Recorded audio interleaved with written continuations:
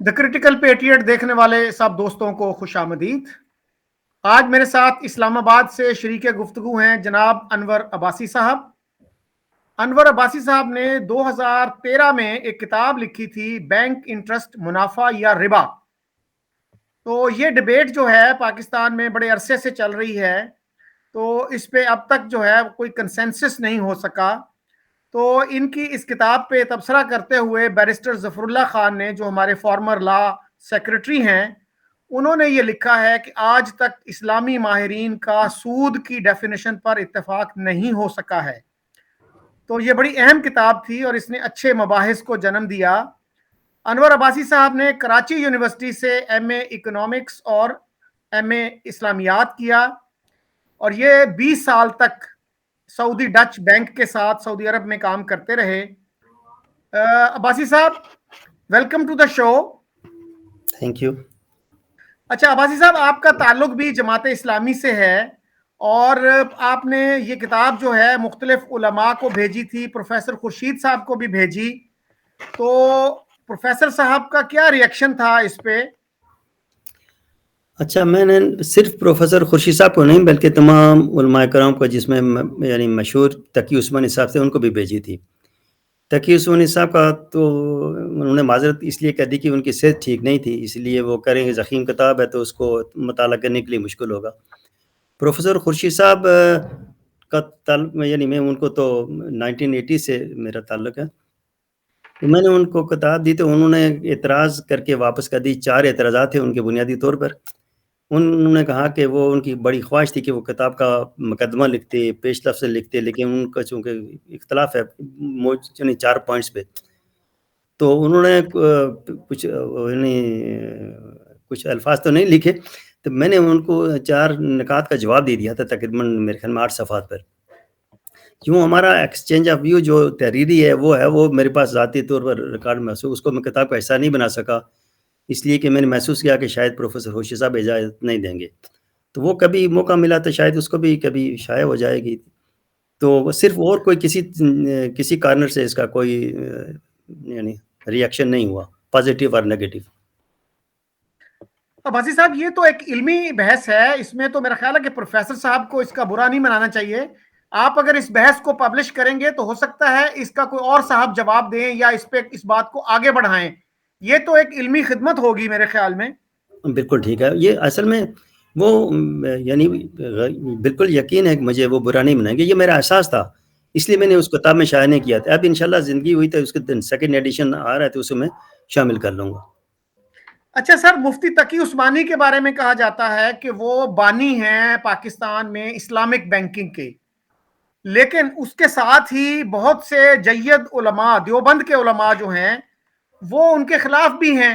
وہ یہ کہتے ہیں کہ وہ ایک حرام کو حلال کرنے کی کوشش کر رہے ہیں۔ اس پہ آپ کی کیا اطلاعات ہیں؟ جی، میں نے اصل میں نے آپ کی کتاب پر ان علماء کرام کا فتویٰ جو ہے وہ بھی کوٹ کیا ہوا ہے۔ تقی عثمانی صاحب کا جو ماڈیول ہے وہ ان اسلامی نظریاتی کونسل کی جو رپورٹ تھی بنیادی طور پر 1980 کی، انہوں نے جو متبادل دیے تھے، اصل متبادل جو تھے اس پر وہ کام نہیں کر سکے، تو جو سیکنڈری متبادل تھے ان کو کہہ بھی رہے ہیں کہ جو عارضی طور پر انہوں نے وہ ماڈیول دیے، مثلا مرابع ہے، سروس چارجز ہیں، بے عینہ ہے، وغیرہ وغیرہ۔ تو اصل میں یہ چیز انہوں نے مجبور اختیار کیا تھا کہ اسلامی نظریاتی کونسل کی رپورٹ میں بھی یہ تھا، اور اس پینل پر جو ڈسکشن ہوا تھا، جو پینل تھا، اس میں انہوں نے کہا تھا کہ یہ بڑی احتیاط سے استعمال کرنے والی چیزیں، کہ اس لیے یہ ان کا استعمال تقریباً سود کی طرف لے جائے گا۔ اب یہ 1980 سے لے کر اس تک تقریباً 41 سال ہو چکے ہیں، تو اس میں تو کوئی متبادل تو نہیں آ سکا جو صحیح طریقے سے مضاربہ پر۔ اصل میں بنیادی طور پر تمام اس پر اتفاق ہے علماء کرام کا اور کلاسیکل اکنامسٹ کا، جو صدیقی صاحب وغیرہ وغیرہ، خورشید صاحب، تو یہ کہہ رہے ہیں کہ اصل میں مضاربے پر بنیاد ہونی چاہیے۔ اب مضاربہ تو بنیاد پر مشکل ہے، اس لیے کہ مضاربہ اگر خسارہ ہو تو سارا انویسٹر کا ہوگا، اس لیے انویسٹر جو ہیں وہ ہیسیٹینٹ ہوتے ہیں۔ تو بینکوں نے بھی اس لیے سوچا کہ اگر اس پہ بنیاد پر چلائیں گے تو انویسٹر کو اگر شک پڑ گیا کہ یہ سارا خسارہ ہم پر شفٹ ہوگا تو وہ تو بینک میں ڈپازٹ ہی نہیں کریں گے۔ یہ پرابلم اس لیے مشکل پیش آ رہی ہے تمام وہ۔ تو متفقہ جو علماء تھے ان کا فتویٰ تھا انہوں نے جب دیکھا کہ عملی طور پر یہ کر نہیں رہے تو انہوں نے بالکل صحیح رائے قائم کی. میرے خیال میں ان کی بالکل صحیح رائے ہے کہ یہ جتنا جن کو اسلامک بینکنگ کہہ رہے ہیں اصل میں ان کو اسلامک کا تو نام کا لاحقہ جو ہے استعمال ہوا ہے, تو اس میں تو وہی کلاسیکل چیزیں ہیں, وہی یعنی روایتی بینکنگ ہے, اس میں تو کوئی 1% بھی فرق نہیں ہے. اچھا عباسی صاحب, آج کل جو ہے دوبارہ یہ کیس سنا جا رہا ہے, بڑے عرصے سے یہ کیس چل رہا تھا, اسلامی شرعی جو عدالت ہے پاکستان کی, تو اس کے بعد پھر یہ اپیل ہوئی تھی, انہوں نے کہہ دیا تھا کہ جی یہ ربا جو ہے یہ پاکستان کے سسٹم میں سے ختم کیا جائے, جو بینکنگ انٹرسٹ ہے, اور بینکنگ کو پاک کیا جائے انٹرسٹ سے, سود سے.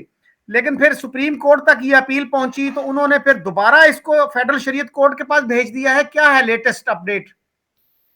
لیٹسٹ اپڈیٹ تو یہ ہے کہ میں بھی اس میں یعنی دلچسپی اپنی جایا کرتا ہوں اس میں, وہاں پر اب کل ایک ہیئرنگ ہے اس کی, اب تو اس کے بعد سردیوں کی چھٹی ہو جائیں گی, پہلے 1 دسمبر کو تھی ان کو. اب یہاں مسئلہ آ کے بڑی دلچسپ بحث شروع ہو گئی ہے. بعض لوگ جو کہتے ہیں پہلے یعنی اسٹیٹ بینک کے جو اسلم اکرم رانجھا تھے وکیل, انہوں نے آ کے جو کیس کیا اس کو یعنی سماعت کی جو دلائل پیش کیے, اس کو گورنمنٹ کا جو تھا جو اٹارنی جنرل والا کیس کر رہے تھے وہ آپس میں یعنی کیا کریں متفق نہیں ہو رہے تھے. پہلے جو اٹارنی جنرل تھے سابق, میرے خیال میں منصور علی خان تھا ان کا نام, انہوں نے آ کے یہ کہا کہ اس سرے سے یہ آپ کا دائرہ اختیار ہی نہیں ہے, یہ تعریف اگر کرے گی تو مقررہ نہ کرے گی, پارلیمنٹ کرے گی ربا کیا ہے وہ کیا ہے, اگر یہ ہو جائے تو آپ کے لیے آسان ہو جائے گا, لہذا یہ جیورسڈکشن نہیں ہے. ابھی تک یہ مسئلہ یہاں پر اٹکا ہوا ہے کہ آیا اس عدالت کو سماعت کا اختیار ہے کہ نہیں. تو یہ جو یعنی 2 پیشوں سے یہ آ رہے تھے ہمارے اعوان صاحب, بابر اعوان صاحب, انہوں نے آ کے بڑے زبردست طریقے سے کہا کہ یہ تو بڑا مسئلہ آسان ہے, بڑے طریقے سے انہوں نے کہا. انہوں نے دیکھیے بات کیا ہے, انہوں نے کہا ہے کہ یہ بالکل شرعی عدالت جو ہے اس کو اختیار ہے, بلکہ تمام شرعی معاملات میں اسی عدالت کو اس کو اختیار حاصل ہے, لیکن یہ پالیسی میٹر ہے, اور پالیسی میٹر جو ہے وہ آئین کے روح سے وہ انتظامی مسئلہ ہے, لہذا اس وہ آگے اس بحث کو چلائیں گے, شاید اس کل آئیں گے وہ. تو وہ اگر یہ یعنی پوری اس بحث کو پالیسی میٹر کو اس کو ایکسکلوڈ کر دیتے ہیں, اس کا عملی طور پر وہ نتیجہ نکلتا ہے کہ اس کو اختیار حاصل نہیں ہے. گورنمنٹ کا مسئلہ کیا ہے, گورنمنٹ پھنسی ہوئی ہے.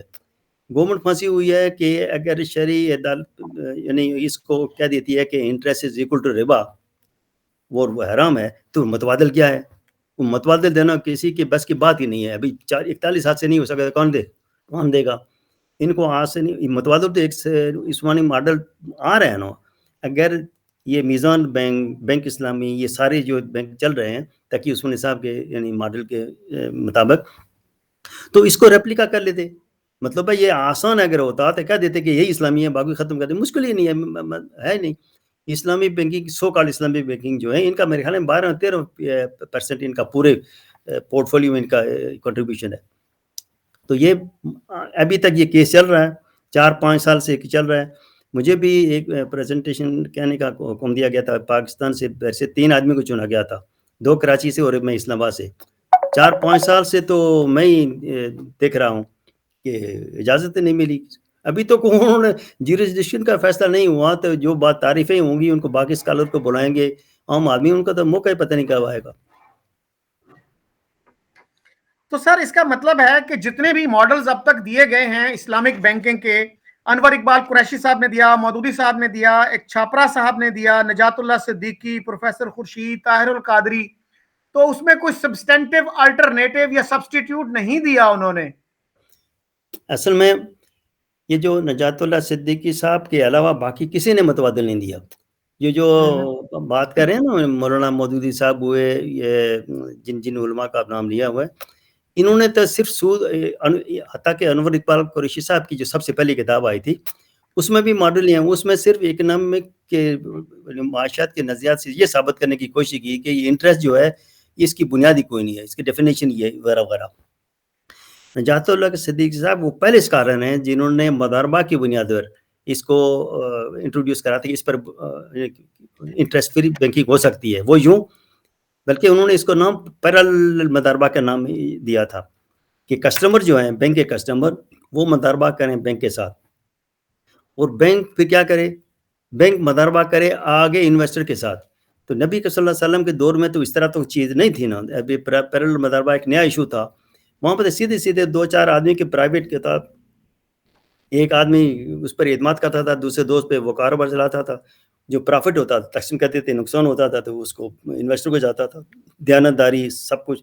اب مسئلہ یہاں پر یہ ہے کہ جب یہاں 2-3 سسٹم ہے اکاؤنٹنگ کے, ایک آدمی یہ انویسٹ کر رہا ہے تو وہ جناب علی اپنا خسارہ شو کر دیتا ہے پیسہ لے کے, تو وہ سارا خسارہ تو اس کا آئے گا جس کا پیسہ لگا ہوا ہے. اب کسٹمرز کو, بینک کے کسٹمر کو اگر یہ معلوم ہو جائے کہ یہ بینک میرے پیسے کو آگے چلائے گا انویسٹر کے ساتھ, یہ شوگر انڈسٹری وغیرہ وغیرہ کاٹن انڈسٹری میں, تو وہاں پر ڈبل قسم کے اکاؤنٹس ہوں گے.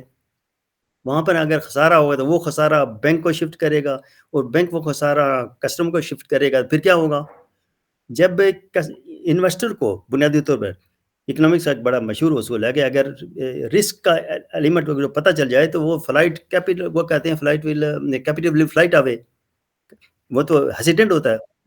اس لیے یہ ممکن ہی نہیں ہے کہ مدار کی بنیاد پر یہ قوم ہو. یہ اگر آسان ہوتا تو یہ اب تک کام کر چکے ہوتے. اس لیے موجودہ بینکنگ جتنے ہیں نا, یہ تقی عثمانی صاحب کے ماڈل وغیرہ, یہ اس مدار پہ چل نہیں رہے ہیں, یہ بے مراحبہ پر چل رہے ہیں. جی اچھا سر, یہ بتائیے گا کہ کیا یہ درست ہے جسٹس ڈاکٹر جاوید اقبال, جو اقبال کے صاحبزادے تھے, انہوں نے اپنی کتاب زندہ رود میں یہ لکھا ہے کہ علامہ اقبال اور ایون مولانا شبلی نعمانی وہ بھی بینک کا جو انٹرسٹ ہے اس کو منافع سمجھتے تھے, سود یا ربا نہیں سمجھتے تھے اور حرام نہیں سمجھتے تھے, وہ حلال سمجھتے تھے. اسی طرح سے جناح صاحب جو ہیں وہ بھی بینک سے انٹرسٹ لیتے تھے تو وہ بھی اس کو حرام نہیں سمجھتے تھے. تو کیا پاکستان کے عوام کو ان فیکٹس کا, ان حقائق کا پتہ ہے؟ مجھے تو شک ہے کہ پاکستان کے عوام کو چھوڑ کے پاکستان کے خواص جو ہیں ان کو علماء کرام ان کو بھی نہیں پتا. لیکن میں یہ مثلا یہ شاید بحث اتنی ریلیونٹ نہ ہو. بحث ریلیونٹ یہ ہے کہ قائد جناح صاحب نہیں سمجھتے تھے, اللہ اقبال نہیں سمجھتے تھے, تو کیا قرآن اور حدیث میں اگر یہ ہے تو ایشو اصل علماء کرام تھرسٹ اس پر یہ دے رہے ہیں اور عوام میں. اب مسئلہ اب یہ ہوگا کہ علماء کرام اس کو ایک ایشو کے طور پر سامنے لے آئیں گے کہ یہ جناب علی اس کو انٹرسٹ کو دیکھو یہ بالکل جائز سمجھ رہے ہیں. تو یہ ایشو اتنا شاید ریلیونٹ نہیں ہوگا کہ کون کیا سمجھتا رہے, ہیں افراد کی بات ہوتی ہے. نہیں سر, ہمارے جو ہیں بہت سارے اسکالرز یہ کہتے ہیں کہ اقبال کی شاعری کی بنیاد ہی اسلام اور قرآن ہے. ایک طرف تو ہم یہ کہتے ہیں, دوسری طرف ہم کہتے ہیں کہ ان کو تو اسلام کا پتہ ہی نہیں تھا. کتنا بڑا تضاد ہے یہ آپ کیا کہہ سکتے ہیں. بڑا علامہ اقبال کی زندگی میں تو ان پر کفر کے فتوے بھی لگے, گمراہی کے فتوے بھی لگے. مرنے کے بعد تو وہ بڑے مجتہد و سب کچھ. ہماری قوم جو ہے نا وہ مردہ پرست ہے. مرنے کے بعد شاید ہم اور آپ بھی علامہ تسلیم کیا جائے. زندگی پر تو سنگسنی کرتے رہتے ہیں لوگ. اصل میں علامہ اقبال نے معاشیات پر بہت بڑی کتاب نہیں لکھی, تھوڑی اقتصادی اس پر مجال پہ کتاب لکھی ہے. ان کے وہ مشہور جو خطبات ہیں نا, جو ریکنسٹرکشن آف اسلامک تھاٹ پہ, وہ اس میں اس طرح کا معاشیات کو موضوع نہیں بنایا گیا. لہٰذا اس میں تو ان کو کیا کہہ سکتے ہیں کہ ان کی بنیاد پر کیا تھی, چند ویسے ہی باتیں تھیں. ان کی جو پہلی کتاب ہے اس کے بارے میں کہا جاتا ہے کہ وہ علم الاقتصاد تھی اور وہ اکنامکس پہ تھی.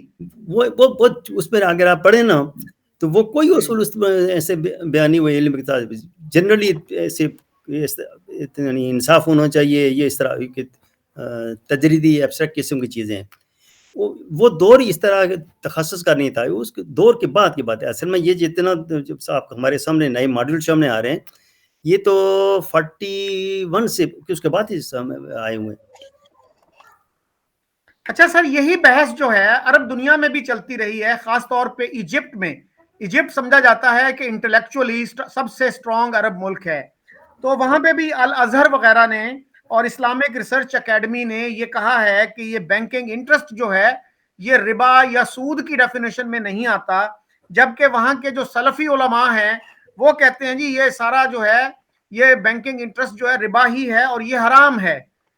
اس ڈیبیٹ کو آپ کیسے دیکھتے ہیں؟ یہ بات تو بالکل درست ہے, لیکن اس کا مطلب یہ ہوا نا کہ یہ کوئی کسی ایک پہلو پر یعنی اونٹ کس کروٹ پر بیٹھتا ہے یہ ابھی تک طے ہی نہیں ہوا. ازہر کے جو تھے نا مفتی، گرینڈ مفتی صاحب، انہوں نے جب یہ کہا کہ یہ انٹرسٹ جو ہے یہ ربا کی تعریف میں نہیں آتا، حرام ہے، تو انہی میں یہ دوسرے لوگ تھے، طنطاوی تھے اور یہ یوسف قرضاوی تھے، انہوں نے ان کا جواب لکھا کہ آپ کا یہ فکر غلط ہے. تو اس کا مطلب کیا ہوا؟ اس کا مطلب ہے کہ کچھ علماء سمجھتے تھے کہ انٹرسٹ جو ہے وہ حرام ہے، کچھ کہتے تھے کہ وہ حلال ہے. تو یہ متفقہ فیصلہ کسی طرف ابھی تک یکسو نہیں ہو پا رہا. یعنی ہمارے پاکستان کی طرح وہاں پر بھی مختلف علماء اس کے خیال گامی ہے. یوسف قرضاوی صاحب بینکنگ انٹرسٹ کو حرام سمجھتے ہیں، تو وہاں پر جو ازہر کے مفتی صاحب تھے پہلے وہ اس کو جائز سمجھتے تھے. تو یوں ہے کہ ورڈز اگینسٹ ورڈز کی بات ہی ہے. اب کیا اس پہ سر وہ ایک اینیکڈوٹ ہے کہ دو نوجوان یہ بحث کر رہے تھے کہ اسلام میں جمہوریت ہے کہ نہیں. ایک نوجوان ایک آرگیومنٹ لاتا، دوسرا اس کا کاؤنٹر لے کے آ جاتا، اور وہ 1.5-2 گھنٹے تک یہ ڈیبیٹ کرتے رہے. کسی نتیجے پہ نہیں پہنچے تو وہ ایک مولوی صاحب کے پاس گئے. تو مولوی صاحب کافی جہاں دیدہ آدمی تھے، تو ان کے پاس یہ مسئلہ رکھا گیا کہ مولوی صاحب یہ بتائیں کہ اسلام میں جمہوریت ہے کہ نہیں ہے. تو مولوی صاحب کہتے ہیں بیٹا اس کے حق میں دلائل چاہیے یا مخالفت میں؟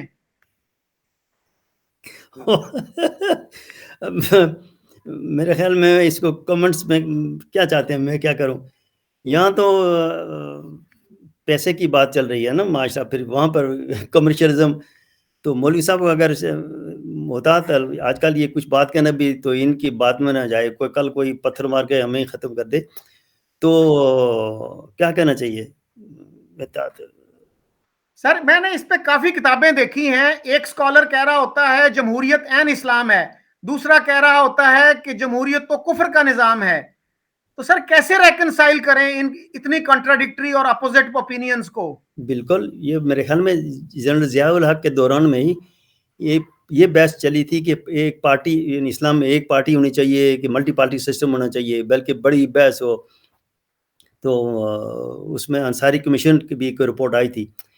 تو یہ سب اس طرح سے ریکنسیلیشن مشکل ہے. یہ یعنی ہمارے ڈائیورسفیکیشن ہے معاشرے میں، اس کو علم کے مکالمے میں ہونے جا رہی ہے. پوری اتحاد اور پوری اتفاق کسی پر نہیں ہو سکتا، یہ مشکل ہے، یہ ہونا بھی نہیں چاہیے. مثلا میں ایک روبوٹ سا معاشرہ بن جائے گا، جو میں کہوں آپ 100% اسی اتفاق کرتے ہیں تو پھر کیا ہوگا.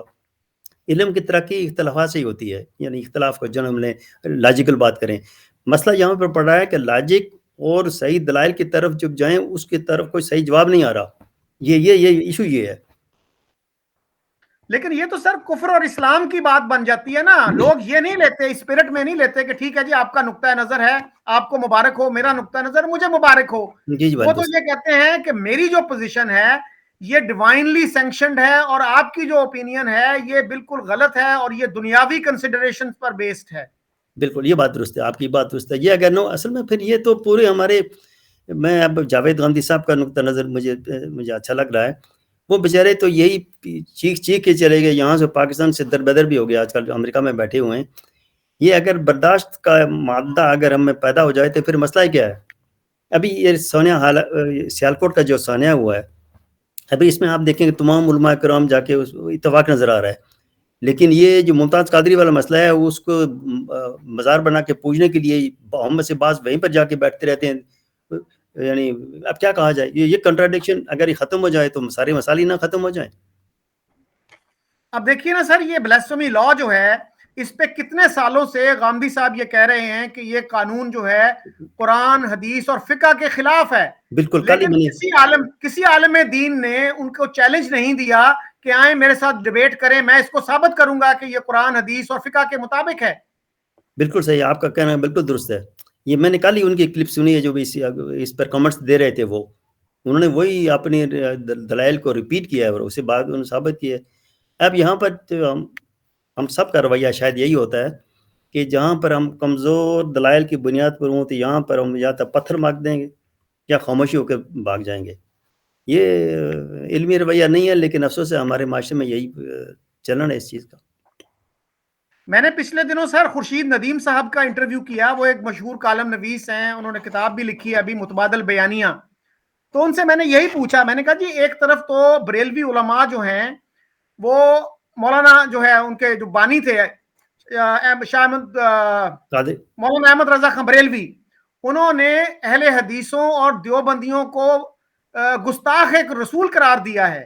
تو کیا آج کے بریلوی جو ہیں وہ ان کو گستاخ رسول سمجھتے ہیں کہ نہیں سمجھتے؟ تو انہوں نے کہا جی سمجھتے تو ہیں، چاہے اوپنلی کہیں یا نہ کہیں، لیکن انہوں نے اپنے آپ کو ڈسٹنس نہیں کیا ان کتابوں سے جن کتابوں میں یہ کفر کے اور گستاخی کے فتوے موجود ہیں.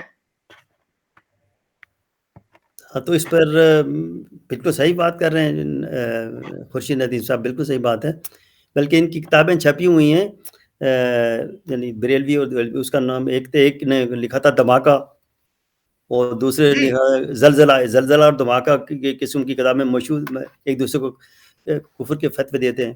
اب یہ کیا کہا جا سکتا ہے جی علماء کرام کو؟ ابھی اتفاق ان کر لیا، کل اختلاف کر لیں گے، کوئی ایسا مسئلہ نہیں ہے. لیکن ہمیں بڑا محتاط ہو کے کہنا پڑتا ہے، اس لیے کہ علماء کرام کی خدمت میں اگر سلام کرنا چاہیے. اگر ان کو شک بھی ہو جائے کہ یہ شخص ہے، تو کل ہمیں ہی ایسا نہ ہو کہ گستاخ رسول بنا کے تو وہی اس کا بعد میں تو کیا ہوگا. بلکہ میری یہ کتاب یہ شائع ہو رہی تھی، تو شاید امان صاحب نے بڑی اچھی بات کی. انہوں نے اس کتاب کے دیباچے میں ایک بات لکھی کہ یہ یعنی ہمارا نقطہ نظر نہیں ہے یہ. میں نے کہا یہ کیوں لکھ رہے ہو بھائی اللہ کے بندے؟ کہہ رہے ہیں بھائی آپ تو لکھ کے چلے جائیں گے، تو مارکیٹ میں بیٹھا ہوں، تو کل کوئی آ کے تو مجھے قتل کر دے گا کہ تم سود کو حلال قرار کر رہے ہو. میں نے کہا اچھا لکھ لو پھر. ویسے عام طور پر یہ تو نہیں ہوا کرتا. میری کتاب پہ دیکھ لیجئے پیچھے ان کا کچھ کمنٹس اس طرح ہے. تو وہ سر کہتے ہیں نا جان بچانا بھی تو فرض ہے نا سر. ہاں صاحب جان بچا رہے ہیں آپ بھی، میں بھی بچاؤں، کیا ہوگا. لیکن اچھا سر، اچھا جان بچانا الگ ہے، لیکن میری کتاب ابھی تک موجود ہے، ووکل ہے. یہ تمام علماء کرام کے پاس گئی نہیں گئی مجھے نہیں معلوم. تبصرے جو ان میں آپ ہمارے ماشاء سے دیکھ لیے وہ ایسے موجود ہیں. ڈاکٹر ممتاز احمد صاحب جو ہے اسلامی یونیورسٹی کے نائب صدر تھے، انہوں نے بڑا اس کتاب پر بڑا اچھا تبصرہ کیا، اور انہوں نے مجھے بلایا تھا اسلامی یونیورسٹی میں. تو وہ بڑے انہوں نے ہمت افزائی کی، حوصلہ افزائی کی بات کی. لیکن صحیح کیا کہنا چاہیے، باقی تو اس پر کوئی میری خواہش تو ہے کہ اس پہ لوگ علماء کرام بات کریں. مجھے یقین ہے کہ یہ گئی ہوگی کتاب ادھر ادھر، ایسے نہیں ہے کہ بالکل نہیں، ظاہر علماء کرام نے دیکھی ہوگی یا شاید نہیں پڑھی ہوگی. کتاب پڑھنے کا شاید وہ آج کل رواج ہی نہیں رہا مارکیٹ میں. جیسے سر آپ نے بات کی نا جی تقی عثمانی صاحب نے یہ کہا جی میری طبیعت خراب ہے، تو سر وہ اپنے کسی شاگرد کو بھی تو دے سکتے تھے، اپنے کسی ساتھی کو دے سکتے تھے کہ یار تم پڑھو اور ہم اس پہ کمنٹ کریں گے. ان کو لگا ہوگا کہ وہ اس کا ایک مؤثر اور کوجنٹ جواب نہیں دے سکتے، تو انہوں نے کہا کہ بھئی میں تو علیل ہوں اور میں نہیں کر سکتا. یہ بھی تو ایک وجہ ہو سکتی ہے نا. واللہ عالم ان کے یعنی پوزیشن اور تقوی سے یہ میں توقع تو نہیں کرتا، لیکن انسانی دنیا پہ ایسے رویے سامنے آتے ہیں، ممکن ہے یہی وجہ ہو. اچھا سر، اور یہ مقبول جان بھی بہت لکھتے ہیں سود کے خلاف، تو وہ بڑے تعریف کرتے ہیں جاپان کی کہ جاپان نے سود سے مبرہ اکانومی بنا لی ہے، انٹرسٹ فری اکانومی بنا لی ہے. تو وہاں پہ جو ہے انٹرسٹ ریٹ جو ہے وہ نیگیٹو میں ہے. یہ نہیں کہ انہوں نے انٹرسٹ کو ختم کر دیا، جہاں تک میری معلومات ہیں. تو اس میں اگر کوئی بندہ جاتا ہے بینک میں اور اپنے پیسے رکھوانا چاہتا ہے، تو بینک اس کو چارج کرتا ہے کہ آپ کے پیسے ہم ادھر رکھیں گے تو ہم اس پہ کچھ آپ سے پیسے لیں گے، آپ کو دیں گے نہیں. لیکن کیا جاپان میں اگر ایک بندہ ہاؤسنگ کے لیے لون لیتا ہے یا کوئی دوسرا ملک جاپان سے لون لیتا، کیا اس پہ بھی وہ انٹرسٹ چارج نہیں کرتے؟ اچھا، یہ جاپان کے یعنی ایشو میں اس پر اتنا مجھے وقت نہیں مل سکا کہ ذرا اسٹڈی کروں. لیکن میں وہ محمد اکرم خان ایک صاحب ہیں، بڑے صاحب علم، 10-15 کتابیں لکھی ہیں معاشیات پر. وہ آڈیٹر جنرل کے یا ڈپٹی آڈیٹر جنرل کے سے ریٹائر ہوئے ہیں. انہوں نے ایک کتاب لکھی ہے what is wrong with Islamic economics. تو وہ کتاب وہ لاہور یعنی پاکستان میں شائع نہیں ہو رہی تھی. ان کے دوست جتنے تھے ہمارے یہی تمام جتنے معروف اکنامسٹ ہیں، انہوں نے کہا مت شائع کرو، تو انہوں نے لندن سے شائع کروائی. یہ جاپان کی بات پر انہوں نے بہت کام کیا ہے. ان کا میں ایڈریس بھی آپ کو دے سکتا ہوں، وہ آپ کو ان کا کام بھی ہے، بڑا وقیع کام ہے ان کا. تو یہ جاپان کا ایک مسئلہ تو آپ دیکھیں کہ جاپان وہ واحد ملک ہے شاید جن کا اپنا کوئی را مٹیریل نہیں ہے. ہماری طرح ہمارے یہاں کاٹن ہے، تو تو وہ سارا کچھ امپورٹ کر کے تو پھر اس کو جناب فیبریکیٹ کر کے چیزیں دیتے ہیں بعد میں. یہی تو بنگلہ دیش کا مسئلہ ہے. بنگلہ دیش میں دیکھو کاٹن میں ہم کہاں تھے تو وہ ہم سے اب تو ساری چیزیں پروڈیوس وہاں ہو رہی ہیں. ان کا ریزرو کہاں پہنچ گیا اور ہم کہاں ہیں. ان کا $63 بلین کا ریزرو ہے, شاید ہمارا 19-20 سے اوپر جاتا نہیں ہے. جاپان, جی جاپان کے مسئلے میں میرے خیال میں آپ جس طرح کی ان کو ایک ماڈل بنا کے پیش کرتے ہیں نا, اگر یہ اتنا آسان اور قابل عمل ہوتا تو اتنی ترقی کرنے کے لیے دنیا کے سارے ممالک اس میں کودوں پڑے ہوتے. یہ پوری یہ ایسی ایبسٹریکٹ بحث ہے, اس کو شاید ٹو سمپلیفائی کر کے لے رہے ہیں. تو آپ کا میں ان کا نمبر دے سکتا ہوں, اکرم خان صاحب کو, ویری بریلینٹ اینڈ بہت ہی مشہور اکنامسٹ ہے. جی میں ڈیفینیٹلی ان سے کروں گا, رابطہ کروں گا, تو ان سے مفید ہوگا یہ رابطہ کرنا. تو اصل میں سر ہمارے ہاں جو ہے نا ایشوز کے اوپر کلیئرٹی نہیں ہوتی اور ہم اسی کنفیوژن میں ہی گھومتے رہتے ہیں. ورنہ ہمارے علماء میں اتنا حوصلہ ہونا چاہیے کہ بھئی اگر ان کی اپروچ میں کوئی غلطی ہے تو اس کو مان لیں. تو اب جیسے مفتی تقی عثمانی صاحب نے ایک ماڈل دیا اسلامک بینکنگ کا, جس کے بارے میں بہت سے اور ان کے انہی کے فرقے کے علماء یہ کہتے ہیں کہ جی یہ تو انہوں نے حرام کو حلال کر دیا. تو پھر وہ آگے الٹرنیٹو کیوں نہیں دیتے, سبسٹیٹیوٹ کیوں نہیں دیتے؟ سبسٹیٹیوٹ اگر اتنا آسان ہوتا تو دے دیتے. انہی علماء کرام کے بارے میں نے سنا, یعنی کہ متفقہ فیصلہ ان کو جو 550 صفحات پر انہوں نے شائع کیا ہوا ہے. تو میں نے پوچھا بھائی یہ تو بڑا آسان, ان کے دلائل بڑے مضبوط ہیں, تو انہوں نے متبادل کیا دیا؟ تو وہ یہ کہہ رہے تھے, ہمارے دوست ہی ہیں وہ اسلامی یونیورسٹی میں پروفیسر تھے, انہوں نے کہا کہ ان سے پوچھا گیا تو وہ کہہ رہے ہیں بھائی ہم تو ایک فتویٰ تو دے سکتے ہیں, فتویٰ دینا ہمارا ہے, لیکن متبادل دینے کو تو ہم نہ ذمہ داری ہوتی ہے نہ ہمارا یہ کام ہے. تو فتویٰ آسان ہے نا جی تنقید کرنا. الٹرنیٹیو اس کا کوئی نہیں ہے, میں یعنی کیٹیگریکلی آپ کو بتا رہا ہوں, الٹرنیٹیو ان کا کوئی نہیں ہے. جو اسلامی نظریاتی کونسل نے بنیادی طور پر مداربہ پر بنیاد پر کہا تھا کہ یہ الٹرنیٹیو ہے, وہ الٹرنیٹیو قابل عمل نہیں رہا, اس لیے بے مرابحہ پر شفٹ ہوئے یہ تقی عثمانی صاحب وغیرہ سارے کچھ. اور وہ اگر قابل عمل یہی چیز جو انہوں نے بے مرابحہ اسلامی ہوتا تو آسان ہے. وفاقی شرعی عدالت میں اب تک فیصلہ ہو چکا ہوتا کہ بھائی انٹرسٹ تو حرام ہے اور یہ اسلامی ماڈل یہ اس کو کرو. یہ نہیں ہے بنا, عملی طور پر ہو نہیں رہا. اچھا سر, انڈیا میں ایک مسلمان سیاستدان ہیں اسد الدین اویسی صاحب, انہوں نے ایک دفعہ گلا کیا کہ جی مسلمانوں کے خلاف ڈسکریمنیشن ہو رہی ہے انڈیا میں, اور مسلمانوں کے جو علاقے ہیں وہاں بینک بہت کم ہیں. تو اس پہ کسی نے جواب دیا, جی آپ اس کا گلا کیوں کر رہے ہیں, آپ تو کہتے ہیں بینکنگ حرام ہے, سود حرام ہے, تو آپ کے علاقوں میں کیوں بینک کھولے جائیں پھر؟ یہ پھر اب کیا کہہ سکتا ہے جی, اس قسم کے لطیفے تو ہم آپ سنتے رہتے ہیں, وہ سنتے ہیں, یہ سنتے رہیں گے انشاءاللہ. تو سر یہ جو ہے نا آگے کیا دیکھتے ہیں آپ, کیا رستہ ہے؟ یہ انٹرسٹ کا جو ایشو ہے, اتنا ہم نے اس کو جذباتی ایشو بنا دیا ہے باقی ایشوز کی طرح, اور ہمیں اب سمجھ نہیں آ رہی. ایک طرف ہمیں یہ احساس ہے کہ یہ پریکٹیکل نہیں ہے, لیکن پھر بھی ہم اس کو یہ بات کہنے کے لیے تیار نہیں ہیں کہ یار یہ پریکٹیکل نہیں ہے چیز.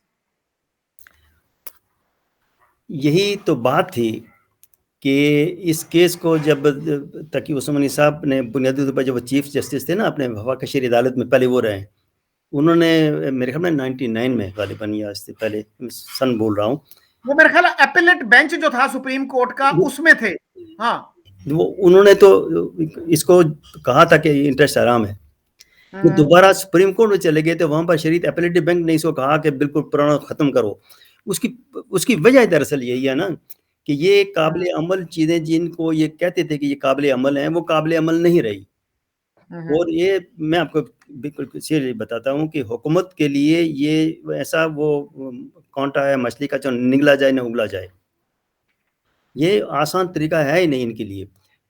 سیدھی سیدھی بات ہے جی, اگر یہ بینک انٹرسٹ کو اگر یہ قرار دیتے ہیں کہ یہ حرام ہے تو متبادل لائے, اگر وہ کرا دیتے ہیں کہ نہیں انٹرسٹ جائز ہیں تو مولوی سارے باہر اٹھا کے ان کو اٹھا کے باہر پھینک دیں گے. اس لیے یہ لنگ ران کر رہے ہیں. 5 سال میں ابھی یہ فیصلہ نہیں ہو پا رہا کہ وفاقی شرعی عدالت کا یہ جیورسڈکشن ہے کہ نہیں. دارہ اختیار ہے کہ نہیں ہے, بحث اس پر چل رہی ہے. کبھی بحث اس پر آتی ہے, کبھی جناب علی اٹارنی جنرل آ کے کہتے ہیں کہ پارلیمنٹ اٹھائے. پارلیمنٹ اگر یہ لکھ دے, ڈیفائن کر دے کہ یہ انٹرسٹ نہیں ہے, یہ ربا ہے, تو مسئلہ ہی حل ہو جائے گا. تو شرعی عدالت کے چیف جسٹس نے کہا ہاں یہ تو ہمارے لیے بڑا آسان ہوتا, ہم تو قانون کے مطابق فیصلہ کرتے. نہ پارلیمنٹ اس میں ڈیفائن کرے گی, نہ وفاقی شرعی عدالت اس میں فیصلہ کرے گی. لہذا تاریخوں پر تاریخ دی جا رہی. 5 سال تو ہو گئے, 3 سال سے زیادہ ہو گئے. مجھے ان کو لکھا, مجھے اجازت دی ہوئی ہے کہ آپ ڈیفائن اپنا نقطہ نظر بیان کریں. 2 کراچی کے حضرات تھے, ایک میں یہاں اسلام آباد سے, 300-350 آدمیوں نے شاید درخواست دی ہوگی, ان میں 3 چنے گئے. ہمارا مسئلہ ایک بات نہیں آ رہی ابھی, تو یہی فیصلہ نہیں ہو رہا کہ اس کی ڈیفینیشن کیا ہے. اس کے بعد میں بات آئے گی. پہلے تو یہ ہے کہ اس عدالت کا دائرہ اختیار ہے اس سماعت کا کہ نہیں.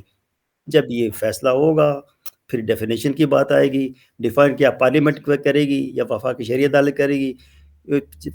شرعی عدالت کے چیف جسٹس نے پچھلی ایک سماعت میں کہا تھا کہ اس کو نظریاتی کونسل میں لے جاؤ. یعنی تینوں ہیں, پارلیمنٹ, نظریاتی کونسل, وفاقی شرعی عدالت, آپس میں مسئلہ گھوم رہے ہیں. کیوں ٹالنا چاہتے ہیں؟ ہر آدمی ٹالنا چاہتا ہے.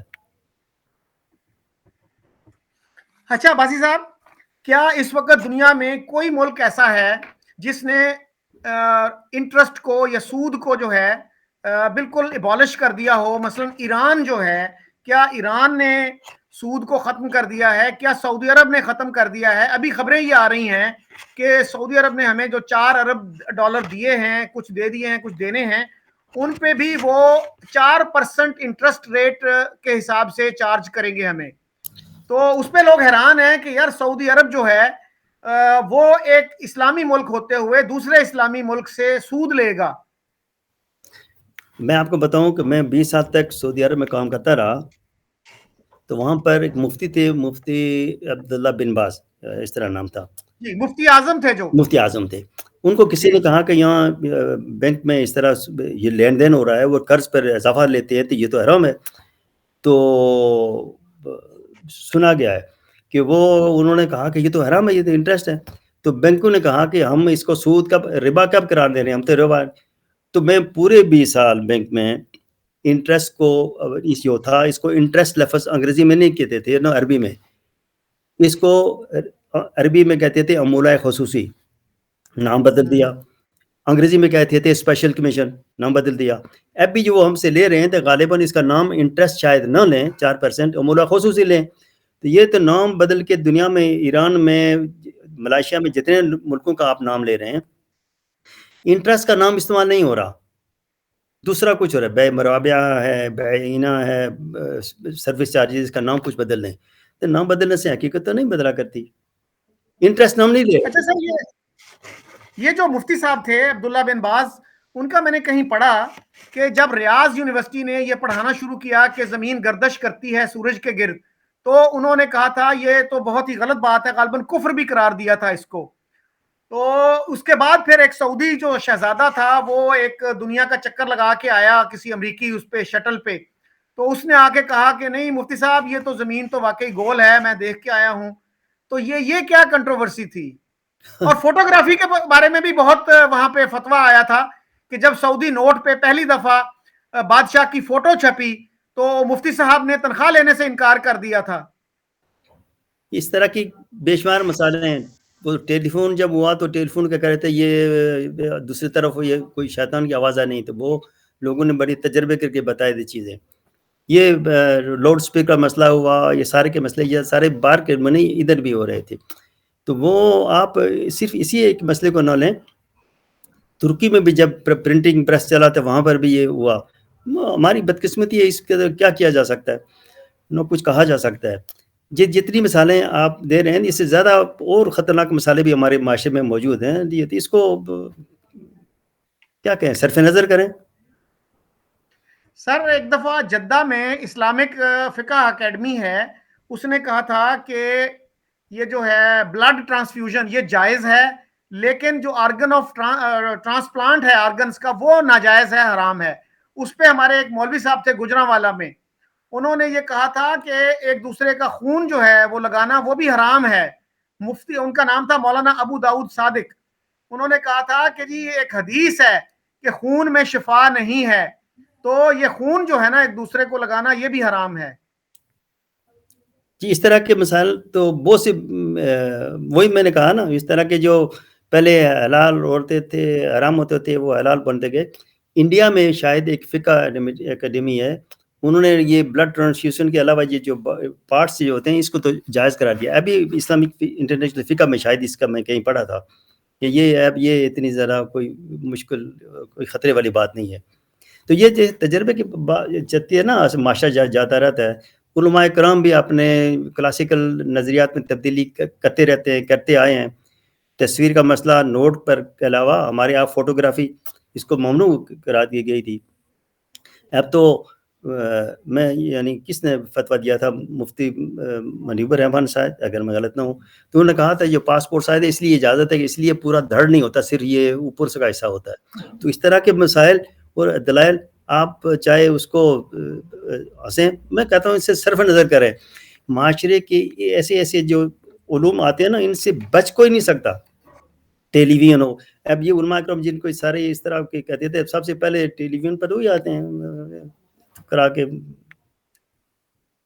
بلکہ سر مولانا مودودی نے بھی رسائل و مسائل جو کتاب ہے ان کی, اس میں فوٹوگرافی کو حرام قرار دیا ہے. جی اور سر کچھ عرصہ پہلے جسارت جو جماعت اسلامی کا اخبار ہے اس کو فوٹوگرافی کا ایوارڈ ملا. بس مجبور ہو گیا نا جی. وہ سر ایک شعر ہے نا غالباً فیض کا ہے, کل تک جو شے تھی شیخ کے اکرام میں حرام, اب وہی دشمن دین راحت جاں ٹھہری ہے. راحت جان ٹھہری ہے جی. اب تو ٹی وی پہ سب سے پہلے اب آپ نے دیکھا نہیں ہے جتنے علماء کرام تھے پیچھے ہٹ کے سب کہتے ہیں پہلا فوٹو میرا لو, لیکن میں اپنے الفاظ سے فوری طور پر واپس لیتا ہوں اس لیے کہ علماء کرام کے خلاف آپ مجھے بچانے کے لیے ادھر تو نہیں آئیں گے. صحیح, احتیاط لازم. جی اچھا سر, بہت مہربانی, آپ نے مجھے وقت دیا, تو میں مزید بھی آپ سے رابطہ رکھوں گا اور آپ سے سیکھنے کی کوشش کروں گا. اسی کے ساتھ آپ سے اور باقی دوستوں سے اجازت چاہتا ہوں. خدا حافظ. بس ایک بات یہ ہے کہ وہ محمد اکرم خان صاحب جنہوں نے لکھے نا what is wrong with economics کے, وہ ضرور ان سے انٹرویو کریں. وہ انٹرویو کریں ان کا, چونکہ میرا بڑا تعلق ہے, میری کتاب دیکھے وہ لاہور سے بیچارے میری گھر پہ تشریف لائے اسلام آباد, تو وہ ان سے کریں, وہ آپ کو کلیئرلی بتائیں کہ جاپان کا قصہ کیا ہے, اور اصل میں ان کو یہ کتاب شائع کرنے میں ان کے دوست کتنے ناراض ہوئے کہ بھائی تم نہ شائع کرو. جی بڑی انفارچونیٹ بات ہے کہ ایک علمی کتاب شائع کرنے میں بھی لوگوں کو اتنی دقت آ رہی ہے. جب جواب نہ پڑھے نا جب اس کا, تو وہ ہمارے صف کا آدمی تھا, کل اس کو سپورٹ کر رہا تھا, تو یہ عادل چلا گیا. انہوں نے اس کتاب کے دیباچے میں لکھا ہوا ہے کہ میں اس مسئلے پر جو اتنے عرصے سے پڑھا رہا ہوں, لیکچر دیتا رہا ہوں, سب غلط ہے, اور یہ کتاب میرے یہ توبہ کا حصہ رکھتی ہے. بہت بڑی بات ہے آپ نے نظریات کو بدل کے اعلان کرنا. بالکل ٹھیک.